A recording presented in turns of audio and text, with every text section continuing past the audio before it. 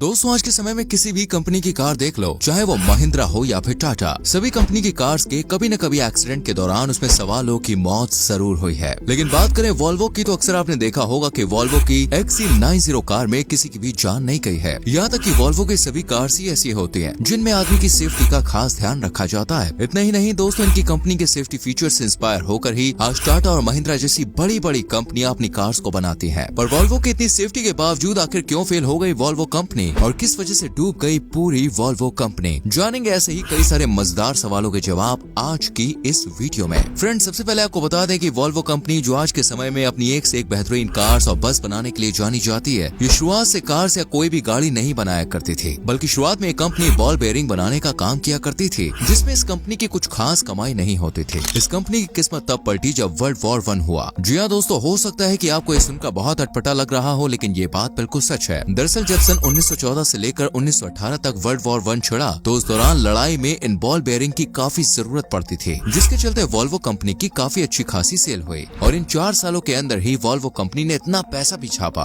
जितना कि उसने अपनी कंपनी की शुरुआत से लेकर अभी तक नहीं छापा होगा। अब जैसा कि आप जानते हैं कि पैसा आता है तो कहीं न कहीं खर्चा करने का मन भी करता है। दोस्तों, वॉल्वो कंपनी के मालिक असार गैब्रियल्सन और गुस्ताफ लॉर्सन ने कार मैन्युफैक्चरिंग करने वाली एक कंपनी बनाई जिसे नाम दिया गया वॉल्वो। आपको बता दें कि वॉल्वो ने शुरुआत से ही अपनी कंपनी के फायदे के लिए नहीं बल्कि लोग की सेफ्टी के लिए काम करना चाहा था। वो चाहते थे कि उनकी कार्स हर जगह के मौसम को झेल सके और इसमें बैठने पर लोग काफी सेफ महसूस कर सके। अपनी इसी सोच के साथ उन्होंने एक ऐसी कार बनाने की शुरुआत की जो लोग के लिए सेफ और साथ ही फायदेमंद थे। वॉल्वो कंपनी के हर इंजीनियर और उसके मालिक ने बड़ी मेहनत के बाद अपनी पहली कार सन 1927 में बनाई, जिसे नाम दिया गया वॉल्वो OV4। हालांकि ये वॉल्वो कंपनी की पहली कार थी। इसकी खासियत की बात की जाए तो वो उम्मीद से बहुत ही ज्यादा थी। जी हाँ दोस्तों, इस कार की बॉडी को ओपन रखा गया था और इसमें 1.9 लीटर के 4 सिलेंडर थे जो कि 28 HP जनरेट करते थे। जैसे कि हमने आपको बताया, ये वॉल्वो कंपनी की पहली कार थी, लेकिन वॉल्वो ने अपनी इसी पहली कार को ही कुछ इस तरह बनाया था कि जब इसे लॉन्च किया गया तो कुछ समय बाद ही इस कार ने पूरी मार्केट में अपना नाम बना लिया, जिसके चलते कुछ ही समय में ये कार लोग की पहली पसंद बन गई, क्योंकि ये कार दोस्तों उस समय की बाकी कार से काफी अच्छी थी। इसके अलावा वॉल्वो की ये कार दुनिया की पहली ऐसी कार थी जिसमें लेमिनेटेड विंडशील्ड लगाई गई थी और इन्हें लगाने के पीछे एक वजह है, एंड वो ये थी कि उस समय किसी कार का एक्सीडेंट होता था तो उस कार में लगे शीशे के टुकड़े टुकड़े हो जाते थे और वही टुकड़े उस कार में सवार हर इंसान को लग जाते थे, जिस वजह से बहुत से लोगों को ज्यादा चोट पहुंचती थी। लेकिन वॉल्वो की कार या उसके ग्राहकों को ऐसी मुसीबत का सामना ना करना पड़े, इसलिए उन्होंने विंडशील्ड में ये चेंज किया था, जिस वजह से कार का एक्सीडेंट हो तो उसमें लगे विंडशील्ड कांच को टूटकर बिखरने ना दे और किसी को भी कोई नुकसान ना पहुंचे। वॉल्वो की ये पहली कार तो दोस्तों काफी फेमस हुई, लेकिन ये तो सिर्फ शुरुआत थी, क्योंकि वॉल्वो ने कुछ सालों बाद ही यानी सन 1944 में वॉल्वो ने अपनी दूसरी कार लॉन्च की और इस कार को नाम दिया गया PV444 और वॉल्वो की पहली कार की तरह ही ये कार भी काफी चली। इतना ही नहीं दोस्तों, इस कार ने वॉल्वो कंपनी को उस समय एक अलग ही पहचान दिलाई। दरअसल उस समय में सभी कार्स लेदर फ्रेम चेसिस की चलती थी और वॉल्वो ने अपनी इस कार को यूनिबॉडी पर डिजाइन किया था, जिस वजह से ये कार उस समय की एक ऐसी कार बनी जिसे सबसे ज्यादा अलग माना जाता था। और इसके अलावा वॉल्वो ने यूनिबॉडी डिजाइन को इसलिए चुना क्योंकि वो दूसरी कार से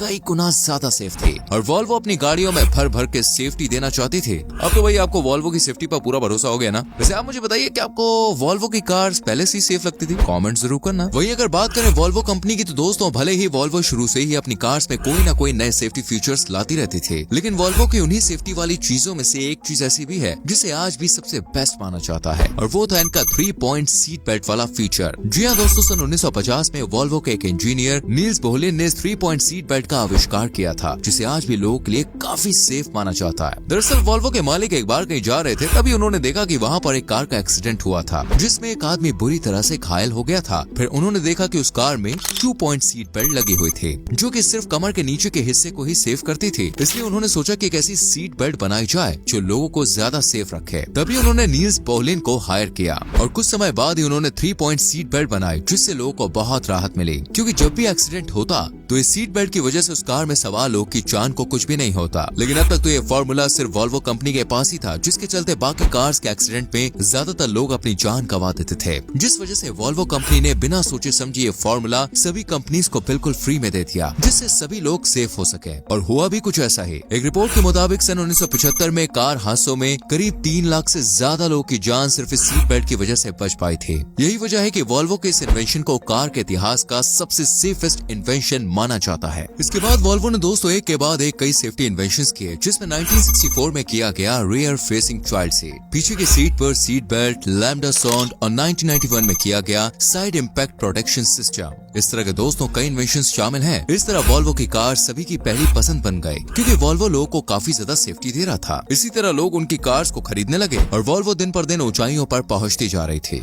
इस दौरान वॉल्वो कंपनी को फंड की जरूरत थी, तो वॉल्वो के मालिक ने सोचा क्यों ना किसी बड़ी कंपनी के साथ काम किया जाए, जिसके चलते 1999 में वॉल्वो ने फोर्ड के अंदर जाने का फैसला किया। आपको बता दें कि उस समय फोर्ड ने वॉल्वो को $6.45 बिलियन में खरीदा था। हालांकि शुरुआत में तो वॉल्वो को फोर्ड कंपनी से काफी ज्यादा मदद मिली, पैसों से भी और नए नए फीचर से भी। इनकी पार्टनरशिप के दौरान वॉल्वो की सेल अमेरिका और चीन जैसे देशों में भी काफी बढ़ गई। इस दौरान ही वॉल्वो ने अपनी कार XC90 जैसे कई मॉडल्स लॉन्च किए। वहीं जब फोर्ड से मिलने से पहले सन 1998 में वॉल्वो की कार्स की सेल 1,03,000 थी, वो सन 2008 में बढ़कर लगभग 3,74,000 के आसपास पहुंच गई थी। फोर्ड से मिलने के बाद वॉल्वो ने अपनी कार्स में कभी सेफ्टी को नजरअंदाज नहीं किया, बल्कि अब उसके पास अच्छा खासा फंड था और अच्छे इंजीनियर्स भी थे, इसलिए अब उसने पहले से भी ज्यादा सेफ्टी फीचर्स देना शुरू कर दिया। आपको जान कर हैरानी होगी कि वॉल्वो की XC90 एकमात्र ऐसी कार थी जिसकी वजह से 20 साल तक किसी भी इंसान की मौत नहीं हुई थी। यहाँ तक तो सब ठीक था, लेकिन सन 2010 में फोर्ड ने वॉल्वो को चाइना की एक कंपनी गीली को बेच दिया,